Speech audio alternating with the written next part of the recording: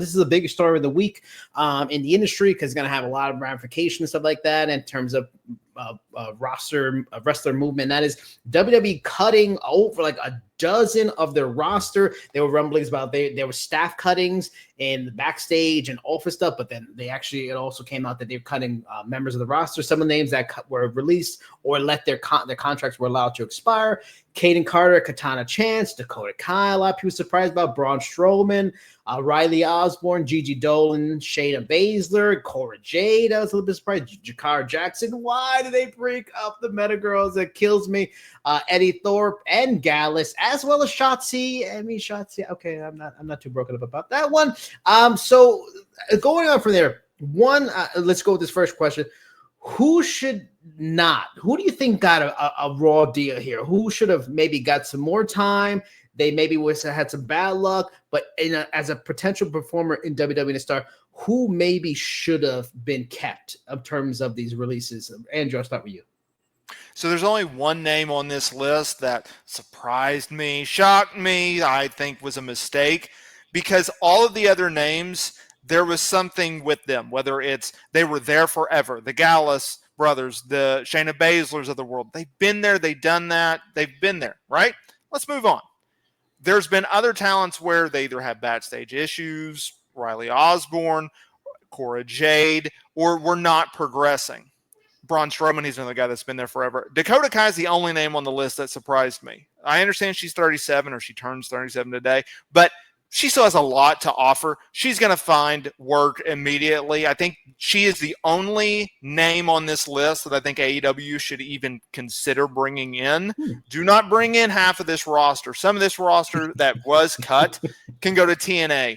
And I think if you're Dakota Kai, please sign a 1-year deal in case you don't like the booking or WWE wants to bring you back. A 1-year. Don't sign a 5-year deal. Do not do that. I think that would be a gigantic mistake. Jose, which roster cuts were surprised about the most? Yeah, I think Dakota, and not so much. I mean, because she's uber talented and had a lot of crowd investment, but also she had ties to Damage Control. You know what I mean? Like the Bailey and Io of it all. There was still juice to be there was still juice there. So it's kind of surprising to see that they cut. Especially with the mid card title just introduced. Dakota could have been a player in that. I mean, yes, she had a couple of chances already, against Lyra, but with Io as the champion and Dakota's ties to that, I think they could have done a lot more with that as well. I'm honestly a little surprised by Braun. To your point, Andrew, he's been there forever, but he's just such a plug and play attraction that I think they could have, used him, particularly on SmackDown. You know what I mean? Where it's just like, we're talking about a shortage of contenders for Cena. He could have been a filler feud. You know what I mean? Have a month where Cena could, Strowman could say that he never really got to, touch base with Cena and wanted to try his luck, and it would be no sweat off his back to take the L in that scenario. And Strowman got enough clout to where he can kind of pull that off convincingly. But the rest of the list, yeah, I think that a lot of the internet was making a bigger stink about it than it needed to be. A lot of those names really did make a lot of sense. Poor Cora Jade was probably packing her bags the moment that Julia debuted as Roxanne Perez's partner on Raw. It's just like, the writing was on the wall, and a lot of those other cases. But yeah, I mean, I think universally Dakota Kai seems to be the only real head scratcher of the names.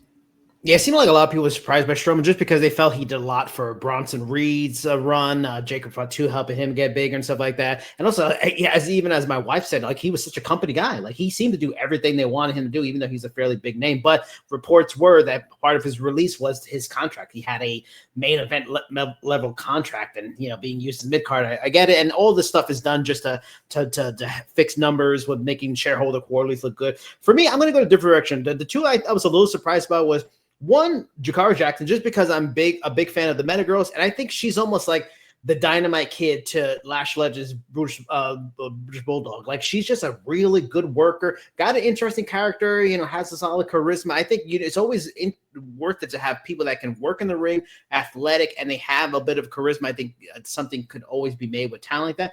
And also Eddie Thorpe.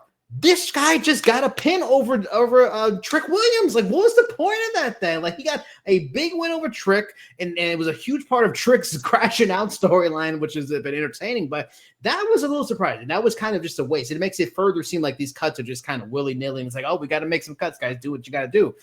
That was surprising, but moving on from there, who do you, Andrew, you kind of cover this with Dakota and AEW, but beyond Dakota and AEW, who among these talents that were released do you feel could go to a TNA, maybe New Japan or AEW, and really maybe in that environment could really take another level? Like, we've seen that with a lot of people, with Cody and all these people that Drew McIntyre and that left and really took their careers to another level. Is there anyone among these releases beyond Dakota that could really take their game to another level in another company?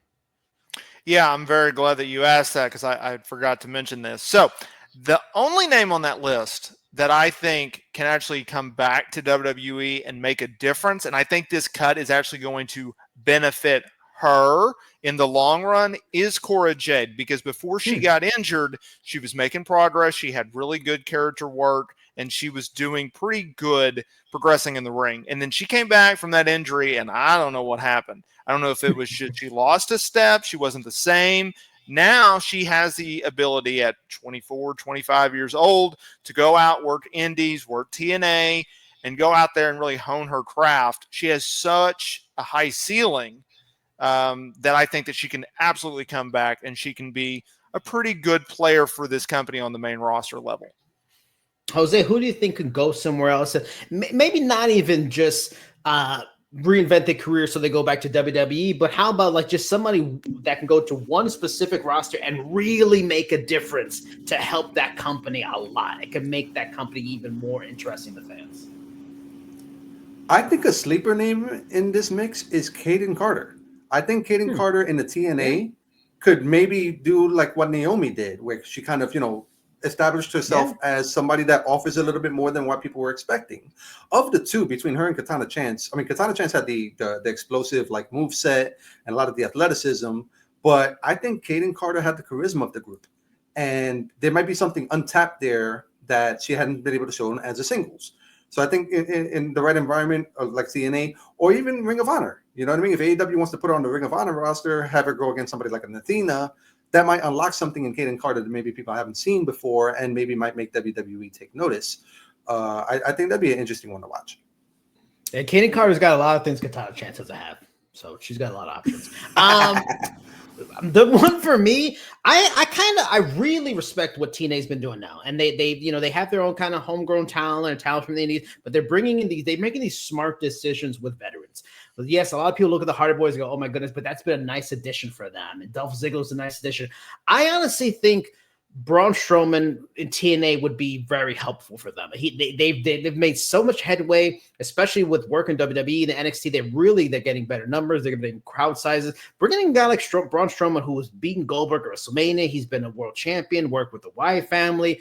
If he could just take some time away to get his legs in better shape, do what he has to do to just get his legs better, and maybe reinvent his character on some level, man, he could be a very interesting monster, a great maybe foil for Joe Hendry before he eventually, goes to WWE, because that's coming matches with Moose. Like, having him and this giant on TNA just adds something. It makes them feel big. And I'm sure the people that don't watch enough maybe feel like a WWE. And I think he can make a really big impact, pun intended, for TNA.